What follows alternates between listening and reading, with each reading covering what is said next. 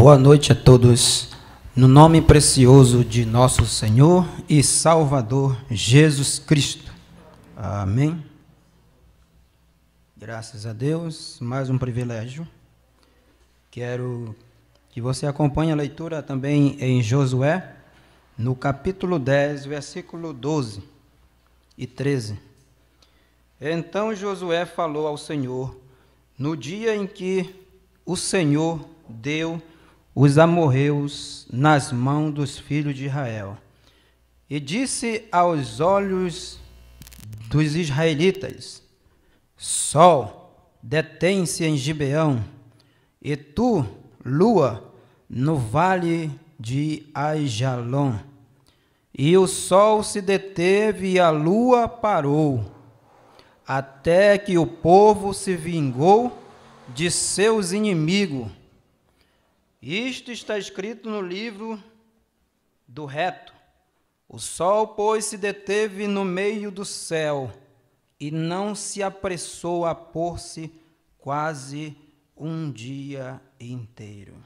Amém? Outra escritura, São Mateus, capítulo 24, versículo 24. Porque surgirão falsos cristos e falsos profetas, e farão tão grandes sinais e prodígios que, se possível for, enganariam até os escolhidos. Amém? No tema de hoje quero falar baseado na mensagem Paradoxo, pregado pelo profeta William Marion Branham.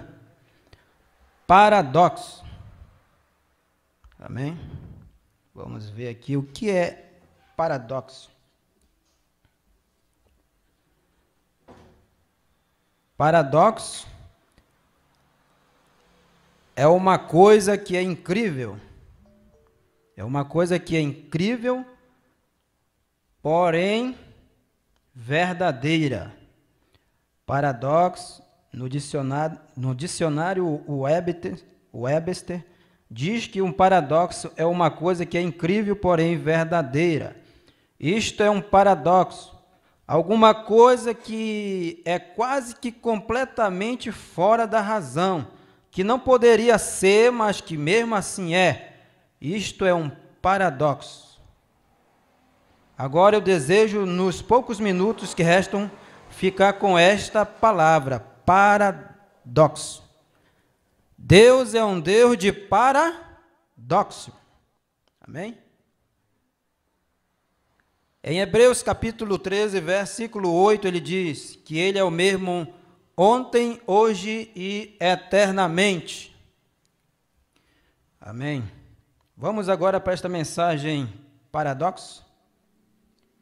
Eu quero dar um salto e falar resumidamente um pouco desta mensagem. Vamos falar sobre, deixa eu ver aqui, Sansão e a mandíbula de jumento. O parágrafo 154. Deus sempre toma o tolo e coisas ignorantes como essa, para fazer com ele sua obra, vê? Ele toma alguma coisa que não é nada. Assim este pequeno sujeito estava de pé ali, e todos ao mesmo tempo aqui estes filisteus, aqui ele está falando de Sansão, e estes filisteus vieram e o cercaram para matá-lo, e ele tomou a queixada de um jumento que estava jogado ali, um selvagem, um pequeno jumento, pegou o osso da mandíbula daquela mula, e o Espírito do Senhor veio sobre ele. Sobre quem? Sansão. E ali estava o paradoxo. Como ele deu pancadas com uma mandíbula de mula, através daquele capacete de 0,5 polegada sobre a cabeça, com o osso de mandíbula de uma mula. Ora, a primeira coisa, aquela velha e seca mandíbula, caída ali, a primeira pancada que ele disse, ele teria quebrado em 1000 pedaços no cume de um daqueles capacetes, ou daqueles grandes escudos. Quando os 1000 o cercaram e vieram sobre ele, ele golpeou cada um deles mortalmente. Paradoxo. Aquilo ocorreu quando o Espírito de Deus veio sobre ele. Oh, se pudéssemos simplesmente ser mandíbulas nas mãos de Deus, haveria outro paradoxo. Sim, haveria. Aleluia. Agora, vamos parar bem aqui. O profeta, nesta mensagem, fala que vai haver paradoxos. Estamos aguardando os mais paradoxos. Paradoxo, coloque somente nisto aqui. É algo incrível. Incrível, porém verdadeiro. Só que Satanás, ele fará de tudo para cobrir esses paradoxos de Deus. Como? Através de quê? Satanás, ele não cria nada, ele apenas perverte as coisas de Deus. Ele tira o verdadeiro e coloca o falso. Nós acabamos de ler aqui em Mateus 24. E ele começa fazendo isso dos pequenos. Aqui tem 2 pequenos. Das crianças. Como?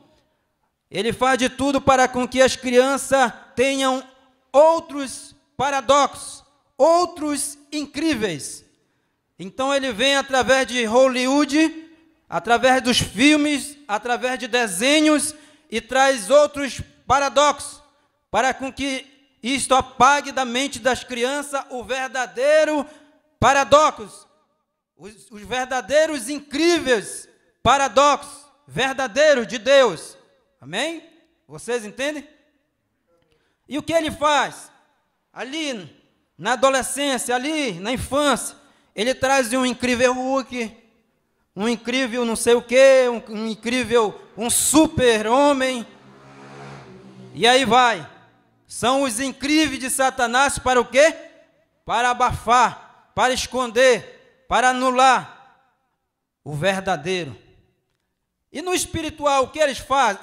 O que Satanás faz? No espiritual, aquela criança já está adulta e agora ela pensa que tem aceitado o verdadeiro paradoxo. Onde está este adulto agora? Agora ele está numa grande denominação, num grande sistema.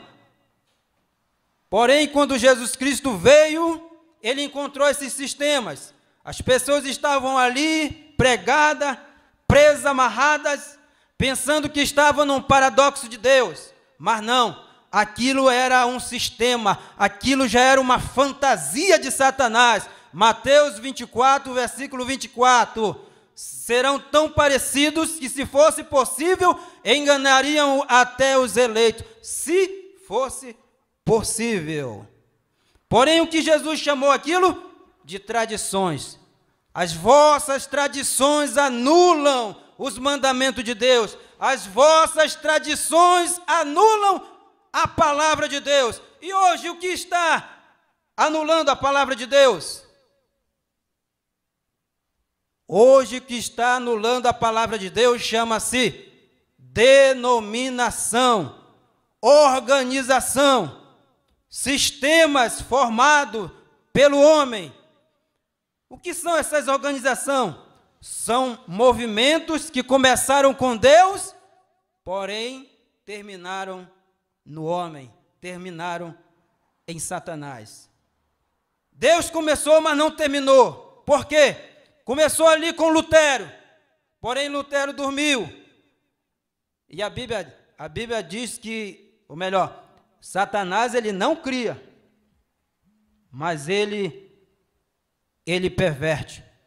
Os filhos de Deus dormem no Senhor e então nascem aqueles filhos que se diz os filhos de Deus, porém não são os de Satanás, são da falsa vinha. E então ali é que vem o falso paradoxo. Farão sinais e prodígios que, se fosse possível, enganariam até os escolhidos. Por quê? Tem o dom de Deus, porém não tem a palavra.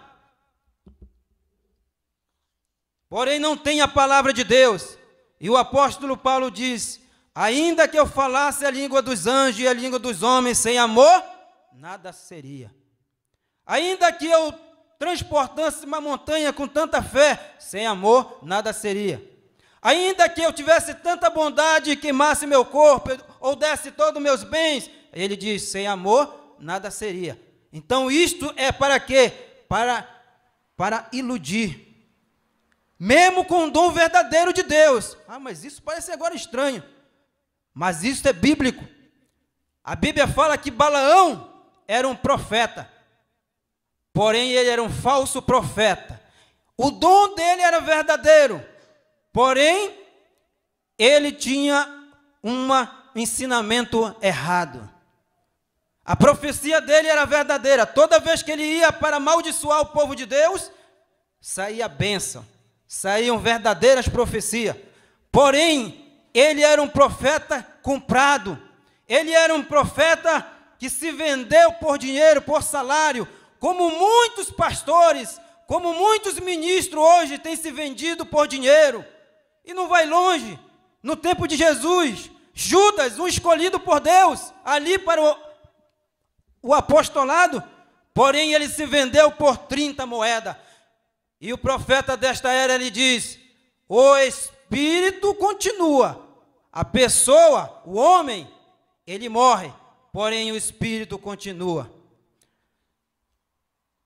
Lutero, ele dormiu, porém os verdadeiros crentes continuaram em Wesley. Wesley dormiu, porém os verdadeiros crentes continuaram no povo pentecostal. Os pentecostais dormiram, porém hoje o Espírito de Deus está no eleito com a mensagem de libertação. Não somente uma libertação do sistema, da denominação, da organização, porém uma libertação deste mundo caído, deste mundo o qual Satanás está governando. Onde que diz isto, irmão? Leia a sua Bíblia em Mateus capítulo 4, quando Jesus está ali sendo tentado por Satanás, e Satanás disse a ele, tudo isto te darei, se somente se prostrado me adorares. E Jesus disse o quê? Aparta-te de mim, está escrito, ao Senhor teu Deus adorarás. Essa foi a tentação, mas ele queria o quê? Ele queria comprar Jesus Cristo como comprou Balaão. E ele fará isso com cada profeta de Deus verdadeiro. Agora veja um paradoxo que houve na Bíblia, foi em Êxodo. Moisés, ele foi um paradoxo. Por quê? Aquele homem com 80 anos de idade foi querer invadir uma nação. Só que sabe por que aquilo se tornou um paradoxo? Porque não era apenas um homem, era um homem na mão de Deus. Quando você está na mão de Deus, como aquela mandíbula, aqueles ossos ali na mão de Sansão, aquilo estava na mão de Deus. Aquilo se tornou uma arma poderosa que derrotou 1000 pessoas ali, 1000 soldados. E Moisés, na mão de Deus, foi contra uma nação, foi contra um rei, porém ele estava na mão de Deus. E o profeta desta era diz que se Faraó tomasse aquele cajado dele, ele tinha aniquilado ali Moisés. O cajado. Mas será que a força estava naquele cajado? Será que o poder era aquele cajado ali? Que cajado era aquele? Um cajado de madeira? Uma vara ali de madeira? Mas o que era? É que aquele cajado, aquela vara, quando Moisés se encontrou ali com Deus, aquela vara não era mais a vara de Moisés, aquela vara não era mais a vara de Arão, aquela vara era a vara de Deus, a vara de julgamento. Hoje você pode julgar esta enfermidade no teu corpo. Que vara é esta hoje, então? É a vara de Deus do julgamento. Jesus Cristo, ontem, hoje, mente. No princípio eu era o Verbo, e o Verbo estava com Deus, e o Verbo era Deus.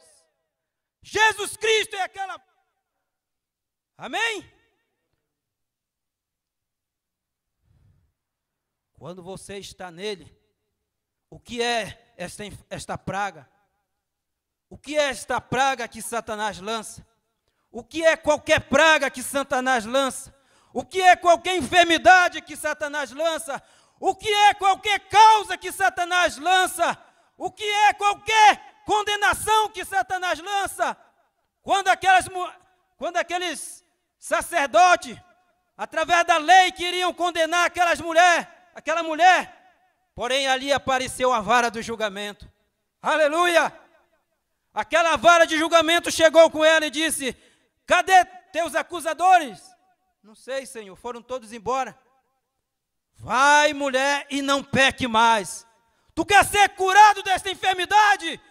Qual é o propósito? O que está em teu coração para ser curado? Será que você quer ser curado para andar livremente para o pecado? Ou você quer ser curado para servir a Deus e se render completamente na mão de Deus? É para aquilo que você está no seu coração. Se você quer ser curado para ser liberto para Deus, Deus vai te libertar agora. Neste momento, Ele está aqui. Não olhe para esta vara seca aqui, não. Não olhe para esta vara. Olhe para aquela vara, Jesus Cristo. Não olhe para a denominação, não olhe para o sistema. Olhe para a sua palavra. Ele é o mesmo ontem, hoje e eternamente. Agora, o que serviria aquela vara na mão de Faraó, mesmo que ele roubasse de Moisés, não iria servir para nada.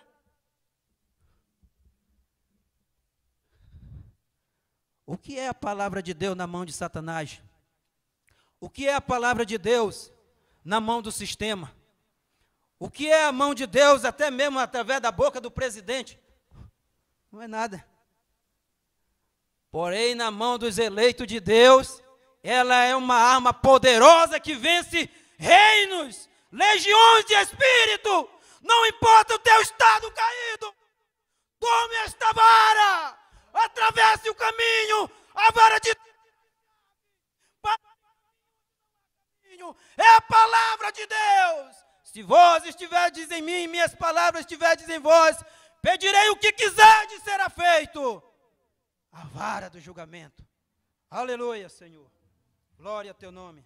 Que o Senhor te abençoe em nome de Jesus Cristo. Amém.